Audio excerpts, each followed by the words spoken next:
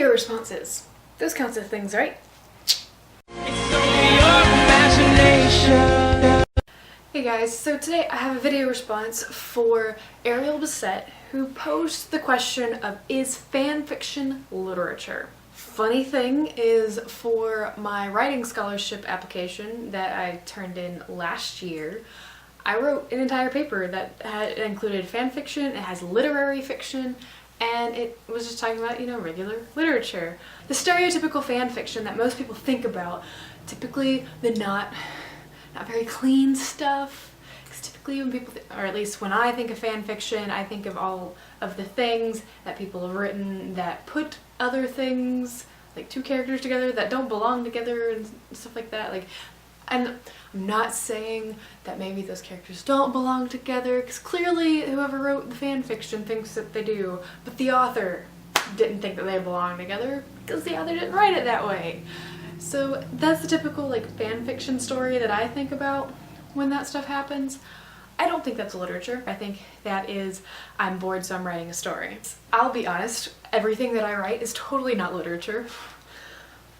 Sometimes you just have to write for the sake of writing. When Ariel was talking about Bridget Jones's diary, I would say that that's more of a literary fiction because it's fiction based on literature. Does that make sense?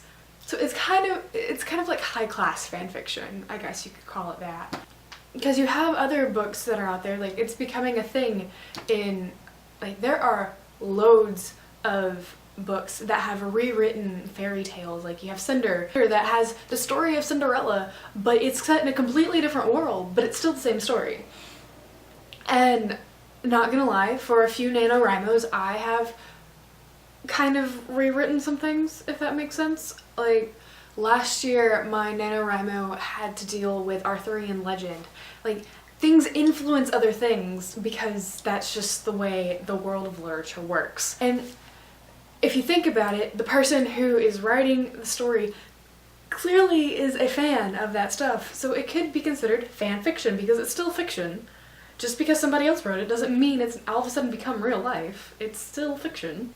Another thing that I still really want this story to be a thing that exists, but I can't tweak it to the way I like it, and that I have kind of a descendant type story with Treasure Island, and have the daughter of Jim Hawkins or something, or granddaughter, I don't even remember now.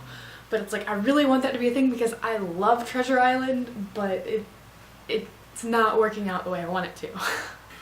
As far as what's considered literature and what's not, I think that just depends on the person, because I'm sure there'll be someone who will totally make an argument as to why fanfiction should be considered literature. But I'm gonna still stand here and say, no, I'm sorry, it shouldn't. Unless it's literary clean fiction. Because then, if you think about it, with all of the illusions and stuff, everything ends up becoming fanfiction of something one way or another. But in general, based on all of the sites that are dedicated to fanfiction, I'm gonna have to say no. I just don't think it is. And maybe it's a quality thing, maybe it's an interest thing. It's probably more of an interest thing than the quality thing, because let's be honest, some people probably can write really well, but my lack of interest in that subgenre of everything is probably the reason why I just think it's a no. But everyone in my audience that has not seen Ariel's video, you should go check that out. And you can make your own video response or just leave that in the comments below whether or not you think that fanfiction is actual literature. If you enjoyed this video, please like, comment, and share, and I will see you next video. Bye!